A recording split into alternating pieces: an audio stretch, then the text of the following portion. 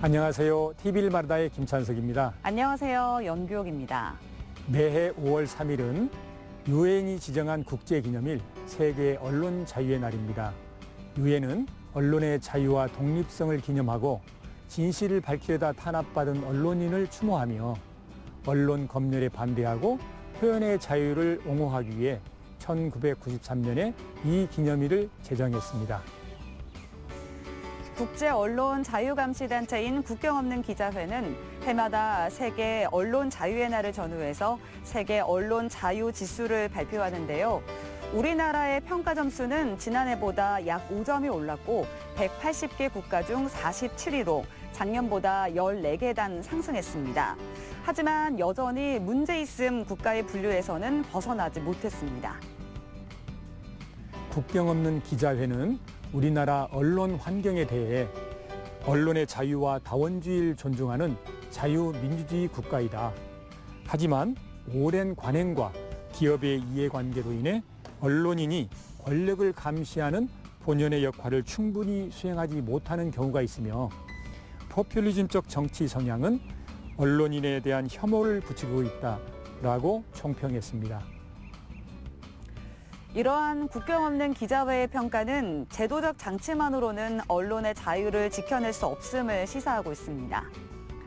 정치 권력과 자본으로부터 독립하려는 언론의 노력, 또 진영 논리와 혐오 속에서도 사실을 끝까지 검증하려는 책임감, 그리고 때로는 불편한 보도 역시 존중할 수 있는 시민사회의 성숙한 태도가 함께할 때 비로소 건강한 언론 환경이 만들어질 수 있습니다. TV를 말하다 지금 시작합니다.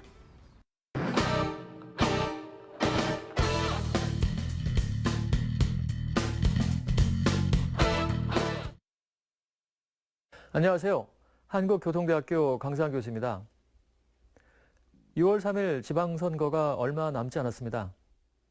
선거가 가까워질수록 이 보도의 열기는 점점 더 뜨거워지고 있습니다.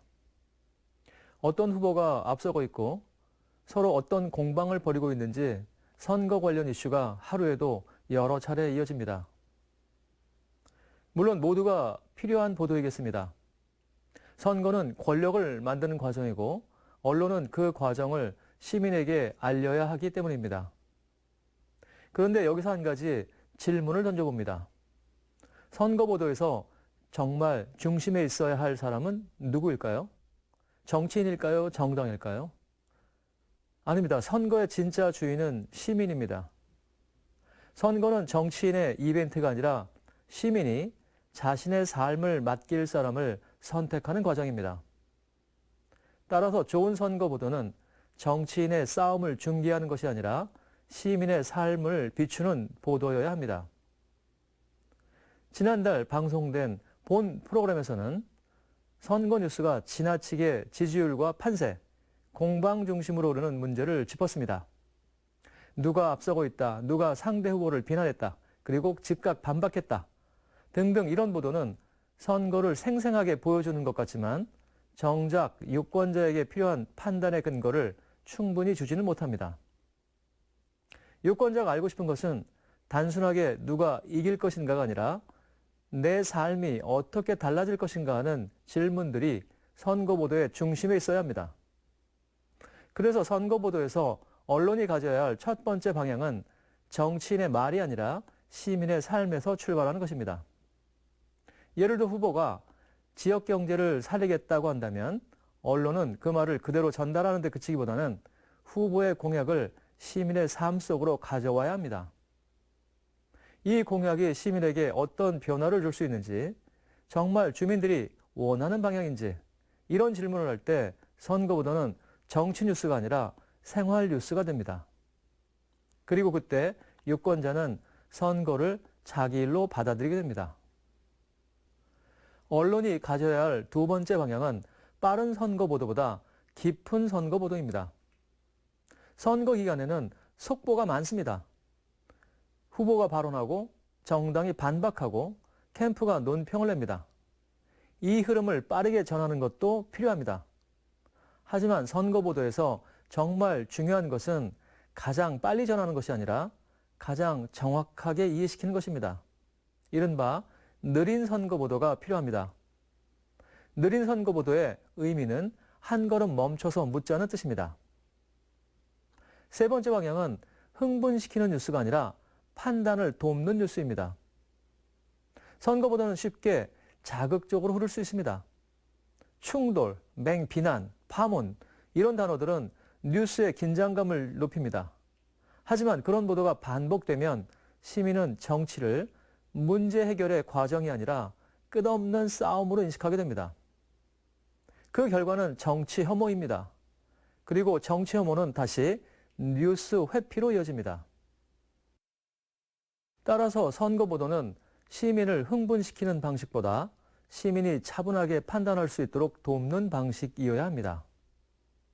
의혹이 제기되었다면 의혹의 내용만 전할 것이 아니라 무엇이 확인되었고 무엇은 아직 확인되지 않았으며 유권자가 어떤 점을 살펴봐야 하는지 알려줘야 합니다. 네 번째 방향은 공론장을 다시 여는 선거보도입니다. 선거는 단지 후보를 고르는 절차라기보다는 우리 사회가 앞으로 무엇을 중요하게 생각할 것인지를 결정하는 과정입니다. 그렇다면 언론은 정치인의 말을 전달하는 데서 멈추지 말고 시민들이 함께 논의할 질문을 만들어야 합니다. 지방선거라면 지역의 가장 중요한 의제가 무엇인지부터 물어야 합니다. 지역의 다양한 의제들을 시민에게 묻고 전문가에게 묻고 그리고 후보에게 다시 물어야 합니다.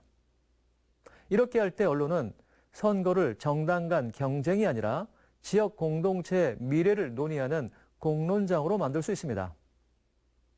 이러한 관점에서 지난 4월의 선거 관련 보도들을 살펴보았습니다. 4월의 보도는 크게 세 가지 관점으로 나눌 수 있겠는데요. 먼저 선거 보도의 관행적인 한계를 드러낸 보도입니다. 지난 4월 10일 충북 현역 10인 제도전 누가 생활할까 보도에서 정당별 기초단체장의 당선 비율을 보입니다. 2018년 7회 지방선거에서 민주당 7명대 자유한국당 4명이었던 것이 2022년 8회 지방선거에서는 국민의힘 7명대 민주당이 4명으로 역전된 상황을 보입니다.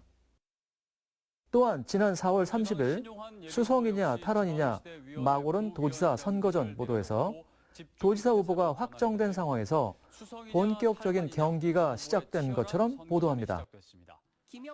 이와 같이 수성, 탈환, 생환 등의 표현으로 스포츠 경기를 보는 듯한 관점을 심어주어 승부의 관점을 유난히 부각하는 경향을 보입니다.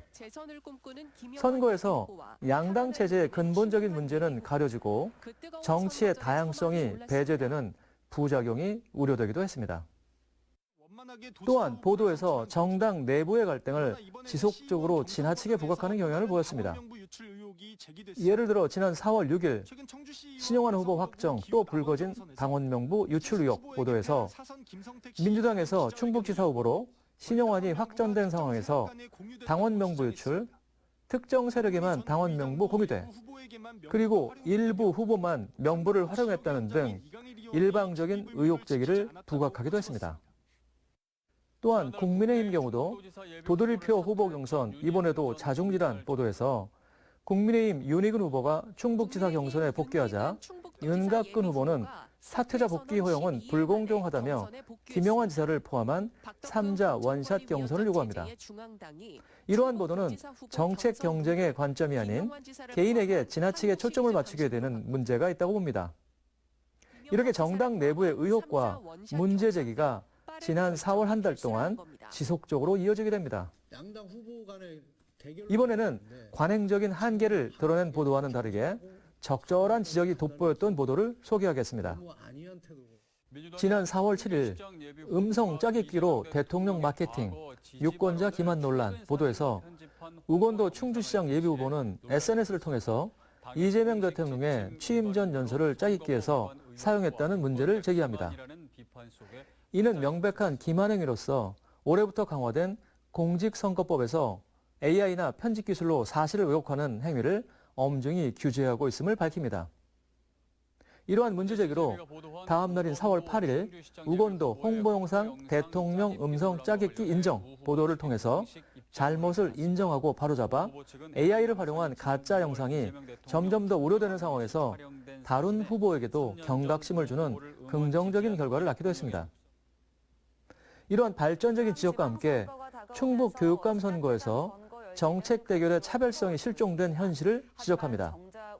지난 4월 15일 이번에도 깜깜이 교육감 선거 정책 대결 차별성 실종 보도에서 3조 6천억 원의 예산, 800여 개의 학교, 16만여 명의 학생, 그리고 2만 4천여 명의 교직원 인사권을 가진 후보자의 이름조차 낯선 깜깜이 선거로 전락한 제도적인 한계를 드러냅니다.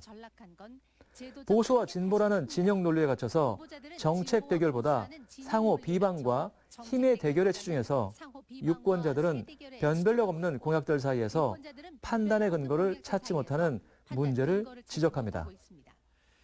끝으로 좀 더 부각했으면 하는 아쉬움이 남았던 보도 또한 있었습니다. 지난 4월 21일 반복되는 늑장 확정, 군소정당 정치 다양성 실종 반발 보도에서 국회 정치개혁특별위원회는 선거구 획정 기간을 어겨서 2026년 충북 광역기초의원 수 확대안을 의결합니다. 이 결과는 선거구별로 3명에서 5명을 선출하는 중대선거구제 본래의 취지를 제대로 살리지 못한 결과였으며 진보개혁 성향의 4개의 당은 여야의 졸속 합의로 중대선거구제 시범 실시 지역을 겨우 16곳 늘리는 데 그쳐 양당 기득권 정치에 노골적인 민낯을 드러냈다고 비판합니다. 이러한 보도를 통해서 지방의회에 진출하려는 군소정당들에게 진입장벽을 세우고 출마자와 유권자들의 혼선을 초래하는 지방선거구 획정이 사전마다 반복되는 안타까운 현실을 지적합니다.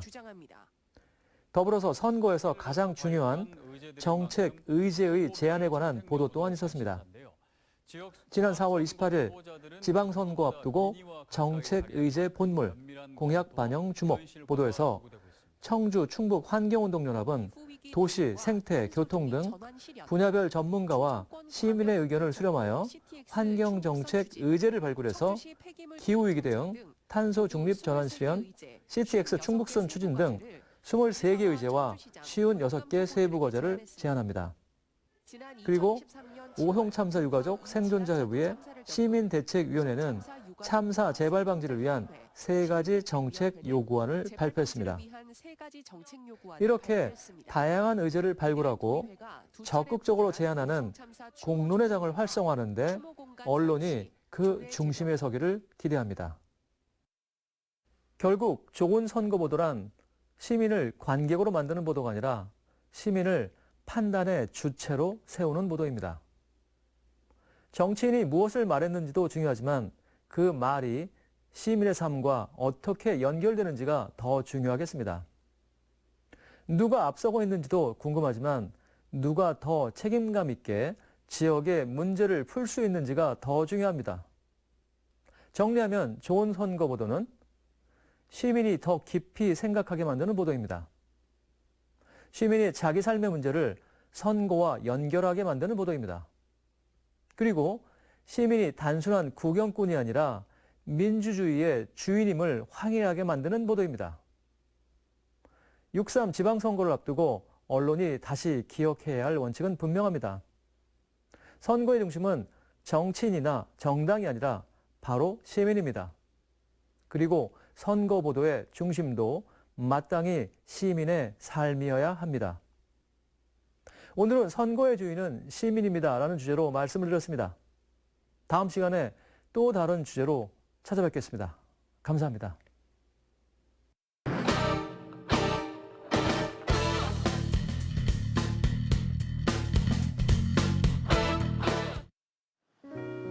칼 한 자루나 활 하나에도 한 사람의 손길이 아니라 한 시대 전체의 기억이 담겨 있다면 어떨까요? 요즘은 수많은 물건들이 사람의 손을 거치기보다 공장에서 빠르게 생산되고 컴퓨터 마우스를 한번 클릭하면 구매한 물건들이 집 앞까지 배송되는 시대인데요. 더욱이 인공지능과 로봇 기술은 인간의 손이 하던 일들을 점점 더 정교하고 빠른 속도로 대신하게 되었죠. 이런 시대의 핸드메이드의 가치는 단순히 인간의 손으로 만든 물건만을 뜻하지 않게 되었습니다. 왜냐하면 그것은 속도와 효율이 지배하는 시대에 인간의 시간과 감각, 기억과 정성을 다시 생각하게 하는 중요한 문화적 가치가 되었기 때문입니다.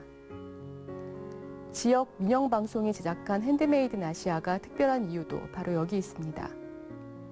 이 프로그램은 지역 방송사가 단독으로 기획하고 제작한 아시아 수공예 다큐멘터리라는 점에서 먼저 주목할 만합니다. 중앙방송사의 대형 제작 시스템이 아니라 지역방송의 시선으로 아시아 30여 개국의 장인과 수공예 현장을 찾아간 점은 이 프로그램의 중요한 성취이기 때문입니다. 지역에서 출발했지만 시야는 아시아 전체로 확정되어 있고 또 소재는 오래된 수공예지만 질문은 매우 현재적입니다. 빠른 생산과 소비가 일상이 된 시대에 인간의 손이 지닌 가치가 무엇인지, 전통은 어떻게 오늘의 삶 속에서 다시 살아나는지 묻고 있기 때문입니다. 제가 특히 주목한 방송은 핸드메이드 인 아시아 중에서 일본도, 메이드 인 새끼 일본과 활, 메이드 인 울란바토르 몽골인데요. 얼핏 보면 하나는 일본의 칼이고 다른 하나는 몽골의 활일 뿐입니다. 이 둘은 전혀 다른 지역, 전혀 다른 재료, 전혀 다른 제작 방식의 공예처럼 보입니다. 그런데 이 두 편을 나란히 놓고 보면 매우 흥미로운 공통점이 드러납니다. 두 사물 모두 본래는 아름다운 장식품이 아니라 무기였다는 점입니다. 일본도는 가까운 거리에서 뭔가를 베기 위해 만들어진 칼입니다. 몽골 활은 먼 거리의 대상을 겨누기 위해 만들어진 도구죠. 일본도가 쇠와 불, 망치와 당금질의 기술로 완성된다면 몽골 활은 나무와 뿔, 힘줄과 가죽 같은 자연 재료를 결합해 만들어집니다. 하나는 차갑고 날카로운 금속의 미학을 보여주고 다른 하나는 초원의 자연과 몸의 균형에 만들어낸 탄성의 미학을 보여줍니다. 하지만 두 사물은 단지 모양과 재료가 다른 공예품이 아닙니다. 그것들은 인간이 살아남기 위해, 싸우기 위해, 사냥하기 위해, 때로는 권력과 공동체의 질서를 세우기 위해 만들어낸 도구입니다. 그래서 이 두 편을 함께 보면 한 가지 질문이 생깁니다. 사람을 해칠 수 있었던 무기는 어떻게 시간이 지나 아름다운 전통 문화가 되었을까요? 바로 이 질문이 일본도와 몽골 활편을 함께 보게 만드는 흥미로운 지점입니다. 이런 질문을 따라가다 보면 핸드메이드 인 아시아가 단순히 장인의 기술을 보여주는 프로그램에서 그치는 것이 아니라는 점을 알 수 있습니다. 이 방송은 완성된 물건의 아름다움보다 그 물건이 만들어지기까지의 시간과 과정에 주목하는데요. 일본도의 날카로운 칼날 뒤에는 뜨거운 불 앞에서 쇠를 반복해서 두드리는 장인의 시간이 있습니다. 몽골 활의 유연한 곡선 뒤에는 자연 재료의 성질을 이해하고 그것들이 가장 큰 힘을 낼 수 있도록 조율해온 오랜 경험이 있습니다. 그러니까 이 두 편에서 우리가 보게 되는 것은 단순한 칼과 활이 아닙니다. 인간의 손이 재료를 어떻게 다루고 위험한 도구를 어떻게 문화적 사물로 바꿔왔는가 하는 과정입니다. 일본도는 쇠를 단련하는 기술을 통해 완성됩니다. 불에 달군 쇠를 접고 두드리는 과정은 단순히 단단한 칼을 만들기 위한 작업이 아닙니다. 그 안에는 장인의 집중력, 절제, 반복의 시간이 들어있습니다. 그래서 일본도는 무기이면서 동시에 금속 공예의 정점처럼 보입니다. 반면에 몽골 활은 자연과 인간의 관계를 더 직접적으로 보여줍니다. 나무, 뿔, 힘줄, 가죽은 모두 자연에서 온 재료입니다. 장인은 이 재료들을 억지로 지배하기보다 각각의 성질을 살려 하나의 활로 엮어냅니다. 활은 완성했다고 끝나는 물건도 아닙니다. 활을 제대로 쏘기 위해서는 몸의 자세, 호흡, 시선, 기다림이 함께 필요합니다. 그런 점에서 몽골 활은 손으로 만든 공예이면서 동시에 몸으로 익히는 문화입니다. 물론 두 사물의 차이도 존재합니다. 일본도가 불과 새의 긴장 속에서 만들어지는 공예라면 몽골 활은 자연재료와 인간의 몸이 만들어낸 균형의 공예입니다. 일본도가 칼날의 선과 금속의 빛으로 우리의 시선을 사로잡는다면 몽골 활은 곡선과 탄성, 그리고 활을 당기는 몸의 움직임으로 우리의 시선을 끌어들입니다. 하나는 절제된 긴장의 아름다움이고 다른 하나는 움직임과 호흡의 아름다움이라고 할 수 있을 텐데요. 하지만 두 편이 함께 던지는 질문은 동일합니다. 전통은 과연 과거에 멈춰 있는 것일까요? 일본도와 몽골 활은 오늘날 더 이상 전쟁 도구가 아닙니다. 그렇다고 완전히 사라진 것도 아닌데요. 일본도는 장인의 기술과 문화유산의 이름으로 이어지고 있고 또 몽골 활은 축제와 경기, 공동체의 기억 속에서 계속 살아 있습니다. 무기였던 사물이 시간이 지나 문화가 되고 문화유산이 되고 한 지역의 정체성을 보여주는 상징이 된 것입니다. 이런 점에서 핸드메이드 인 아시아는 우리에게 중요한 깨달음을 줍니다. 손으로 만든다는 것은 사물 속에 시간을 새기는 일입니다. 또 한 사회가 무엇을 두려워했고 무엇을 필요로 했으며 무엇을 아름답다고 여겨왔는지를 기록하는 일입니다. 칼과 활은 과거에는 생존과 전쟁의 도구였지만 오늘날에는 그 사회의 역사와 기술, 미울식을 보여주는 문화적 아카이브가 되었습니다. 물론 이런 사물을 바라볼 때는 조심스러운 시선도 필요합니다. 일본도와 몽골 활은 매우 아름답지만 본래 무기였다는 사실을 잊어서는 안 되는데요. 칼날의 빛이 아름답다고 해서 칼의 폭력성이 사라지는 것은 아니기 때문입니다. 또 활의 곡선이 우아하다고 해서 사냥과 전쟁의 기억이 없어지는 것도 아닙니다. 그래서 이 방송을 볼 때 우리는 이런 전통 미학은 어떤 역사 위에서 만들어졌을까 하는 질문이 필요합니다. 저는 바로 이 균형감이 이 두 편을 보다 의미 있게 만들어준다고 생각하는데요.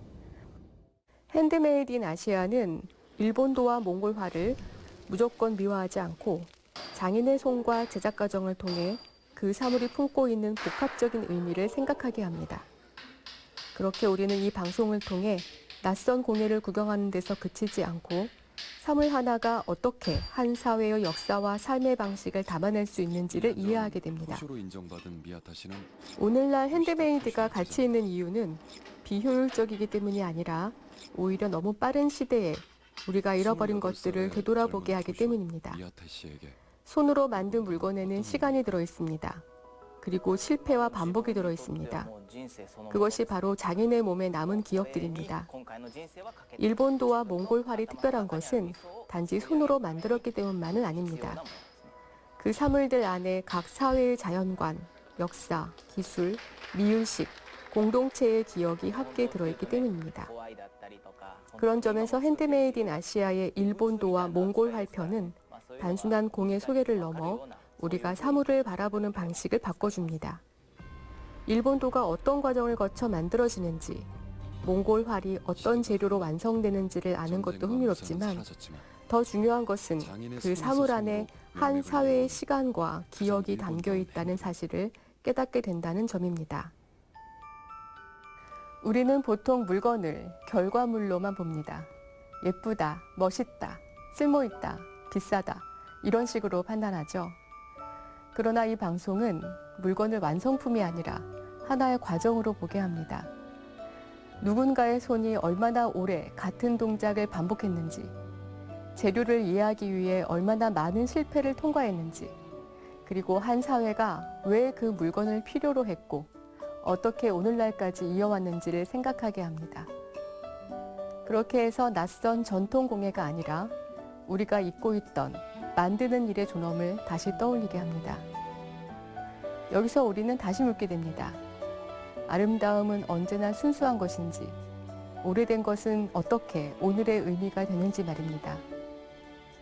빠르고 편리한 시대일수록 손으로 만든 물건은 더 깊은 울림을 남깁니다.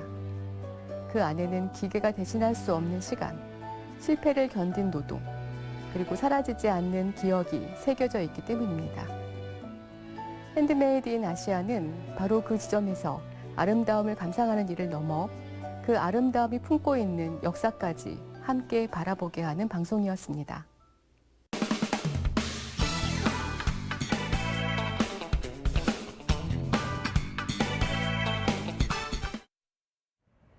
안녕하세요. TV를 말하다 플러스 CJB 시청자 비평입니다. 저는 충북 시청자 미디어센터 ombudsman 제작단 박미라입니다. 오늘은 CJB의 대표 여행 프로그램인 TV 여행 아름다운 충북 가운데 2025년 12월 12일에 방송된 청주시 편을 살펴보겠습니다.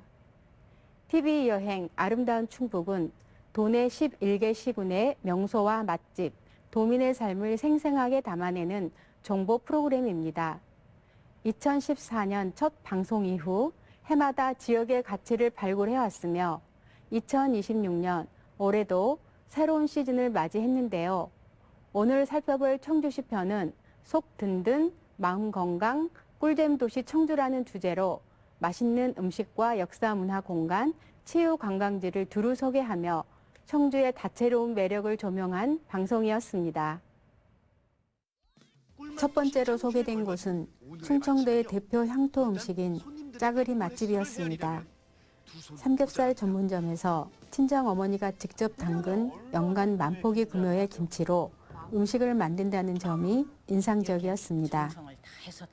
더 의미 있었던 부분은 그 어머니가 대한민국 한식 조리명인, 그것도 김치 분야 명인이라는 점이었습니다.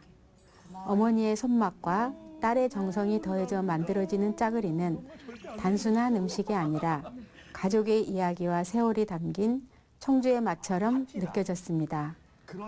다만 방송 중 리포터가 사용한 초록색 병을 부르는 맛이라는 표현은 아쉬움을 남겼습니다.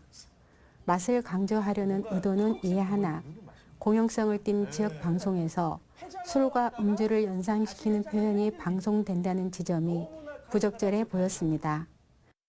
또한 드라이 에이징이나 ASMR 같은 외국어 표현이 모든 시청자에게 쉽게 전달될 수 있을지도 의문이었습니다. 지상파 지역정보 프로그램인 만큼 전 연령층을 고려한 쉬운 우리말 표현으로 방송되면 좋겠다는 생각이 들었습니다. 두 번째로는 수제 초콜릿 전문점이 소개되었습니다. 신장 이식이라는 개인적 아픔을 딛고 카카오의 가치를 연구한 사장님의 이야기가 진정성 있게 다가왔습니다. 특히 흑임자, 대추, 곶감 등 우리 지역 농산물을 활용해 건강한 디저트를 만드는 모습이 단순히 예쁜 디저트가 아니라 건강과 지역 농산물을 연결한 이야기라는 점에서 좋은 구성이라고 느꼈습니다. 세 번째는 청주의 자랑인 초종행궁과 초종약수 소개였습니다. 초종행궁은 세종대왕이 머물렀던 역사적인 공간으로 문화해설사의 설명을 통해 행궁의 구조와 특징, 그리고 안에 설치된 과학시설물까지 자세히 알 수 있었습니다. 이 부분은 관광 소개뿐만 아니라 세종대왕의 업적과 역사적 배경을 이해하는 데 큰 도움이 되었습니다. 특히 초종행궁이 왜 중요한 장소인지 자연스럽게 설명해 준 점이 매우 좋았습니다. 하지만 도입 부분에서 리포터가 세종대왕의 훈민정음 반포의 의미를 담은 말씀을 두 번이나 제대로 외우지 못하는 장면은 다소 가볍고 성의 없어 보였습니다. 재미있고 유쾌한 느낌을 전달하려는 듯 했지만 진행자의 태도 역시 프로그램의 신뢰도를 결정하는 중요한 요소인데 굳이 이런 장면까지 방송에 담아야 했을까 하는 의문이 남았습니다. 이어진 초종치유마을 소개는 치유 관광이라는 측면에서 청주의 새로운 매력을 보여주었으나 중간에 삽입된 모노드라마 형식의 연출이 어색하고 부담스럽게 느껴졌습니다. 해당 분량을 시설 이용 방법이나 예약 정보 등 실용적 안내에 할애했다면 더 유익했을 것입니다. 또한 리포터가 음식을 입에 담은 채 맛 표현을 이어가는 장면은 금방이라도 음식이 튀어나올 것처럼 보여 시청하기가 다소 불편했습니다. 이번 방송은 음식, 건강, 역사, 치유라는 요소를 통해 청주의 매력을 풍성하게 보여주었습니다. 특히 사람의 삶과 지역의 이야기를 엮어내는 지역 방송의 강점을 잘 살린 구성이었습니다. 하지만 과도한 연출과 가벼운 진행 방식은 정보 전달력을 떨어뜨리는 요소였습니다. 지역 정보 프로그램은 단순히 재미를 주는 것을 넘어 지역을 깊이 있게 이해하도록 돕는 방송이어야 합니다. 새롭게 시작된 2026년 방송에서는 이러한 지점들이 보완되어 CJB가 충북의 매력을 더욱 진정성 있게 담아내는 신뢰받는 방송사로 자리하길 기대합니다. 감사합니다. 제9회 전국 동시지방선거가 얼마 남지 않았습니다. 대통령 선거나 국회의원 선거가 국가 차원의 정책과 권력 구조를 결정하는 선거라면 지방선거는 시민의 일상과 더욱 밀접하게 연결된 문제를 다루는 생활 정치로서의 선거입니다. 민주주의 사회에서 치러지는 모든 선거가 중요하겠습니다만 지방선거는 유권자가 중앙정치의 구경꾼이 아닌 내 지역의 주인임을 재확인한다는 점에서 큰 의미가 있습니다. 포퓰리즘이나 진영 논리에 휘둘리지 않고 누가 지역의 지속 가능한 미래를 만들어갈 수 있을지를 냉정하게 판단하는 유권자의 선택이 그 어느 때보다 중요한 시점입니다. 5월 TV를 말하다는 여기까지입니다. 저희는 6월 선거일 이후 다시 찾아뵙도록 하겠습니다. 시청해주신 여러분 고맙습니다.